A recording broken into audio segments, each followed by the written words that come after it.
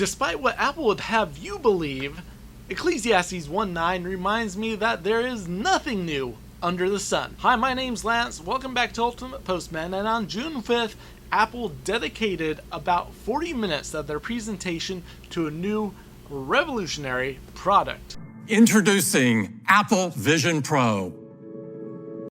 Welcome to the world of wearing goggles, basically scuba diving goggles. I personally feel like the eyes are a little low in there. They could have done a better job, maybe making it a little bit more slim up on top. An entirely new AR platform with a revolutionary new product. Entirely new AR platform is pretty accurate because this is something that Apple hasn't done before, but in terms of a new platform, Apple welcome to what Microsoft and other companies are already doing. The only difference is Microsoft has already been doing it seamlessly with their HoloLens and HoloLens 2, which have been out for multiple years now. My thing is, every time Apple makes presentations like this, they act like they were creating something that's brand new, like a product that has never existed before, that nobody's ever seen, and it's going to revolutionize everything that is going to happen from here on out. In reality, they're just taking their spin on existing products. Other companies like the Google Glass isn't so seamless, but the HoloLens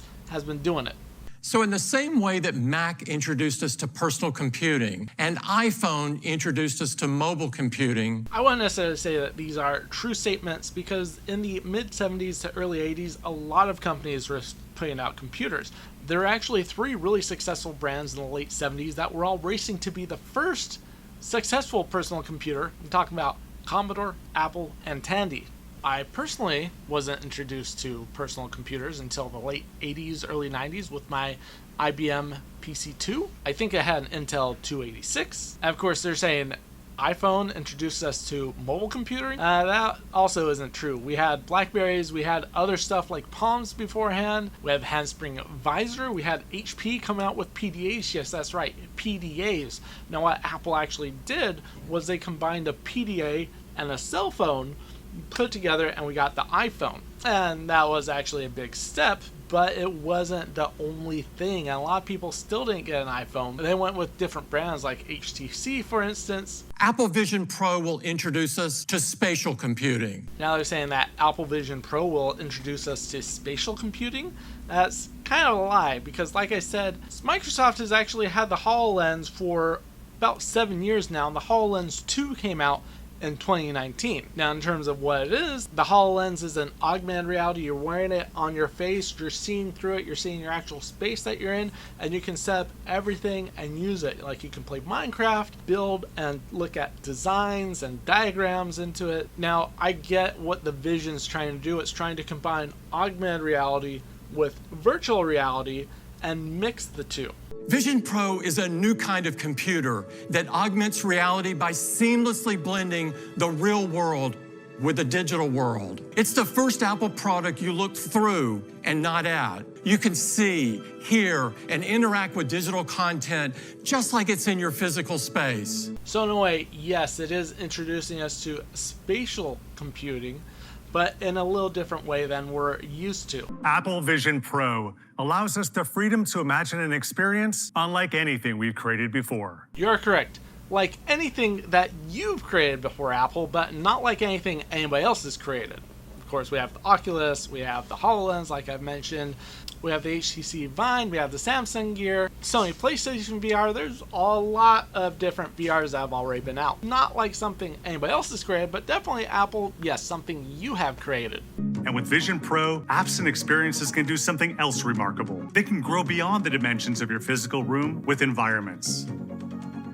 Environments extend and transform your space, enabling otherwise impossible experiences. Now, I do think that this is something actually really cool, that your environment can change. Like, you can be looking through the glass and you can see what your room looks like and the environment around you, or you can augment it and really immerse yourself in what's going on. So you can take a look at movies, you can take a better look at the photo, better look at games, what have you. So this is actually something intuitive, and I'm gonna give Apple props for that. Another foundational design goal for Vision Pro was that you're never isolated from the people around you. You can see them and they can see you. Yeah, I think you're still going to be isolated from the people around you, because if we're stuck to our devices like this or even like this, you're focused on your device more than you're focused on the people around you. Even if you're having a conversation, your mind is split between two things. What's going on here? The conversation you're having. Now, if you're looking something up, like, hey, let me just Google what you're saying and we'll talk, that's something. But if you're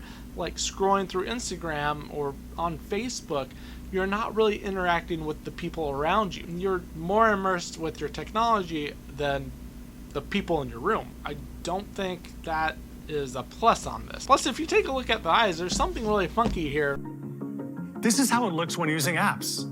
And this changes when you're fully immersed in an experience, sending a clear signal to those around you that you can't see them at the moment. Even if you are fully immersed, Apple Vision Pro helps you stay connected to those around you. When someone is nearby, they will appear in your view, and Vision Pro will simultaneously reveal your eyes to them. It displays your eyes when somebody's nearby. If you take a look, there's something funky about the eyes. They don't seem real. All right, so eyesight, you're immersed in what you're looking at right now. That means you're not going to be involved with the room, but apparently when somebody comes in, you can see them and then you can adjust, or your vision will be adjusted to let them know, hey, I can pay attention to you now. Otherwise, it's like, hey, I'm not going to look at you.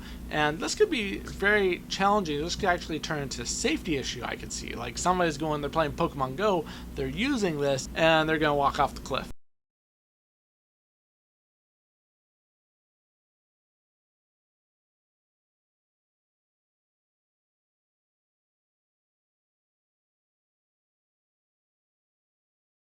And the content within your apps isn't limited to 2 dimensions. You can receive a 3D object in Messages, pull it out, and look at it from every angle, just as if it was there in front of you. It's magical. Microsoft was doing something with this, like this, with their HoloLens, except you could expand out the model and turn around, look all the way around it. Because you can see the world clearly while wearing Vision Pro, you remain present in your space and connected to others. And it's easy to interact with the world around you. This is kind of sus. He perfectly is fitting there between the 2 screens. I know he had to walk around something, but that's pretty sus. It's like, yeah, this really isn't how you see it. He's acting. It's like, oh man, you're looking at something right here. I'm gonna just come right perfectly between it. And up to 2 hours of use with the external high-performance battery. A separate battery means that you don't wear that weight on your head. So that's what the cable is, an external battery. So, you got a little bit of portability, you can get extra time frame, but knowing Apple, if you're using this like crazy, you'll probably run out of battery life pretty quickly. So this is probably a must buy, but like every other Apple product, you think this battery is going to cost like $50 or like $250? To give your eyes what they need, we had to invent a display system with a huge number of pixels, but in a small form factor. A display where the pixels would disappear, creating a smooth, continuous image. It starts with a micro OLED Apple Silicon backplane that fits 64 pixels in the space of a single iPhone pixel. They're just 7.5 microns wide. Combined, Vision Pro has 23 million pixels across 2 panels that are each just the size of a postage stamp. That's more pixels than a 4K TV for each eye.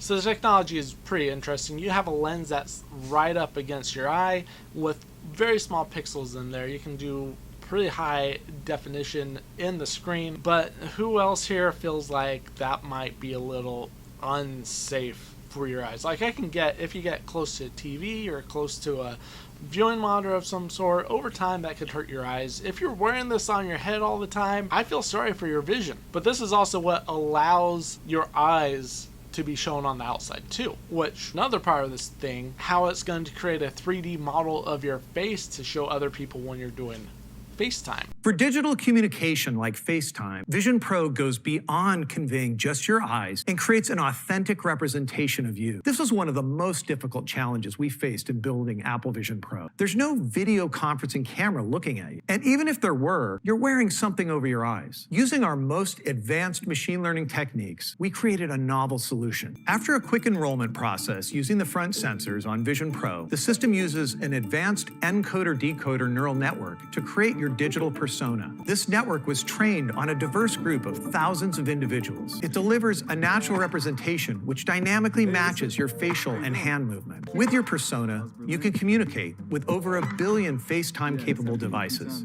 When viewed by someone in another Vision Pro, your persona has volume and depth not possible in traditional video. Those hands look super fake, and you can tell, you know, there's something off with the face, but that's expected because there's not a camera in front of you. It's really capturing the eyes, and it captures what your face looks like, and it's recreating that like a really interesting deep fake. We wanted sound to feel like it was coming from the space around you, blending with the real world. So Vision Pro features an entirely new spatial audio system. Personalized sound is delivered through the integrated dual driver audio pods. The audio thing's pretty cool. I mean, you can hear it, you can be immersed with the audio coming by the ears, so you don't have to wear a separate headset of some sort. I'm sure some people aren't going to like not being able to put in their earbuds that they love or a favorite headset. I'd be interested to know how the quality is on the audio. Where it authenticates you with a secure yet effortless system called Optic ID. This new system uses the uniqueness of your iris, which is distinct even with identical twins, to instantly unlock Vision Pro. Optic ID data is encrypted, never leaves your device, and like Face ID, is only accessible to the secure Enclave processor. Actually, this is pretty cool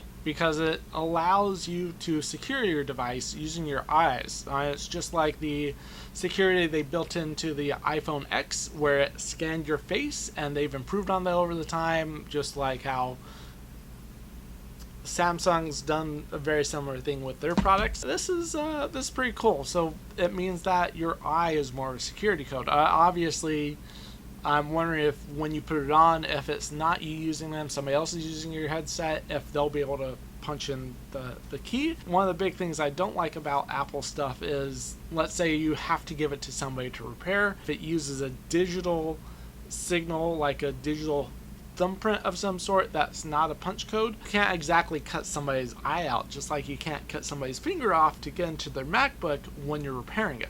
And the Walt Disney Company is the world's leader in entertainment. So I'm thrilled to introduce Bob Iger, CEO of Disney. We're proudly reflecting on our rich legacy of innovation and storytelling, while also looking to our future with enthusiasm and optimism. We're constantly in search of new ways to entertain, inform, and inspire our fans by combining extraordinary creativity with groundbreaking technology to create truly remarkable experiences.